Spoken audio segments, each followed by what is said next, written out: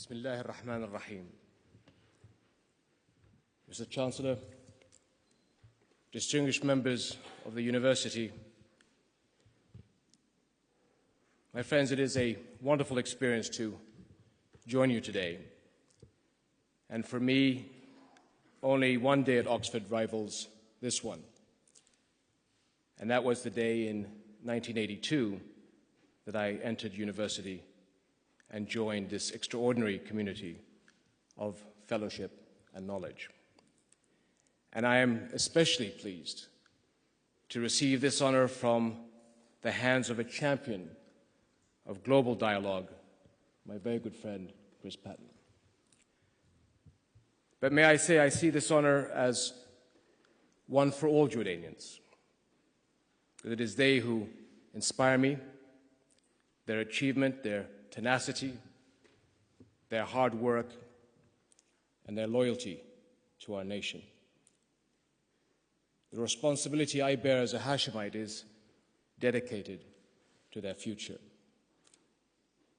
So today it is on behalf of all Jordanians that I do most gratefully accept this honorary degree.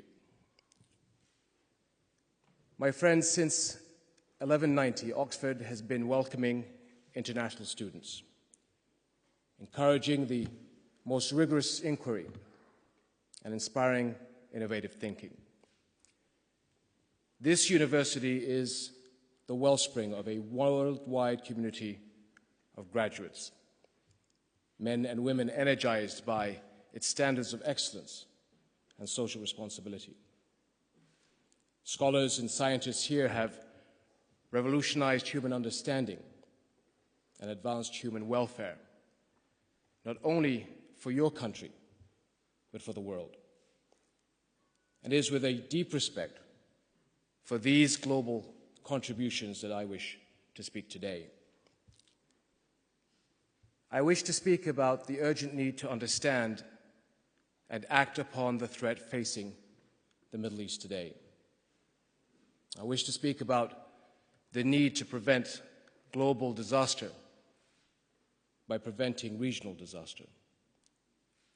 And I wish to speak about the opportunity to make my region a contributor to world stability rather than a source of radiating crisis. Today, for much of the developed world, wars are history. For the Middle East, they remain a constant. Our region is in the firing line of extremist ideologies that seek to divide and control. Their strategy is to promote confrontation, break down moderation, and sever cooperation with the West.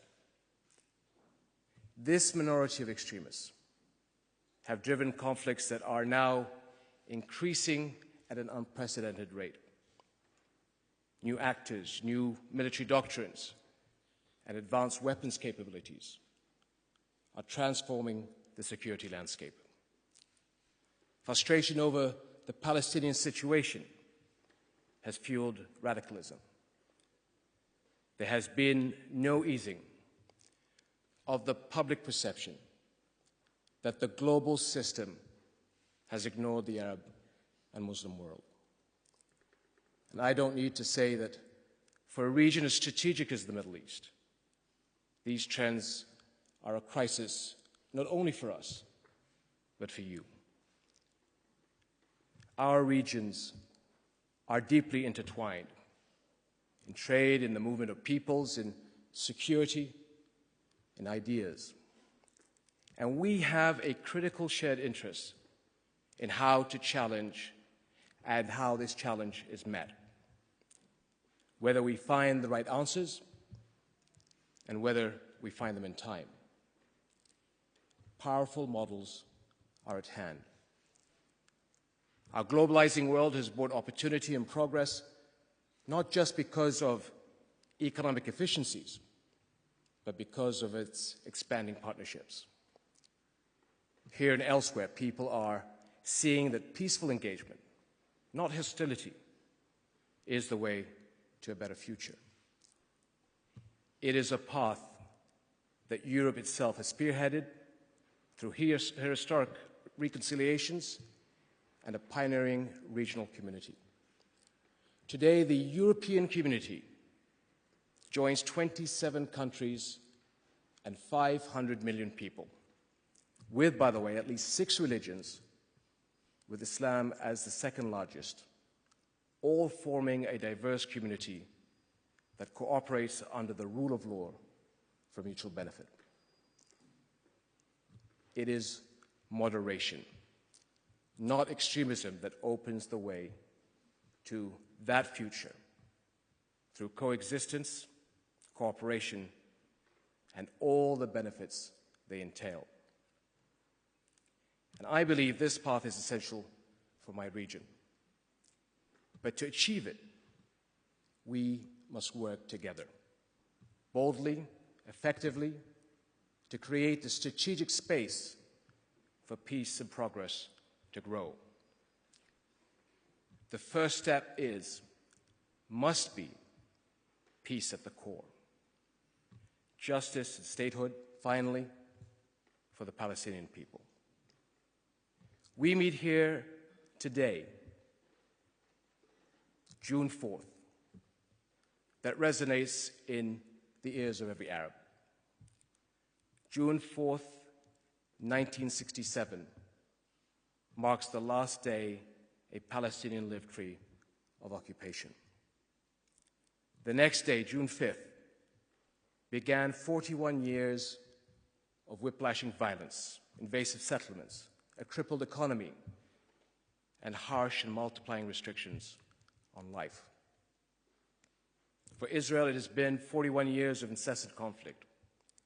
60 years after its founding, it is still not recognized by 57 countries, representing 1/3 of the members of the United Nations, with a total population greater than Europe and the United States combined. While the conflict continues, people on both sides lose, and it is time to help people win. For Palestinians, justice and a future, an independent, sovereign, and viable state. And for Israelis, recognition and security. Security that isolation behind walls and military forces can never bring. The groundwork is in place, and the opportunity is here. And Europe, especially the United Kingdom, can make a critical contribution as honest brokers in negotiations, as sources of security support, and as investors in the Palestinian economy. Your efforts will send a global message to young people, young Muslims especially, that the international community can and will deliver on its promise of justice and hope. And nothing is more important for the youth of our region. 200 million young men and women, the largest and the fastest growing youth cohort in our history. And they see in 1,000 different ways all this century has to offer. And they want to share in that promise. Yet most of our countries are still developing their way out of poverty. And even in this plugged-in generation, illiteracy remains unacceptably high, especially for women. Our youth face some of the world's worst unemployment rates, and we must respond. Over the next few years, there needs to be wide-scale, tangible solutions to the issues that affect people's lives. Community development, access to health care, affordable energy, secure water resources, good schools, gender equality, and jobs, jobs, jobs.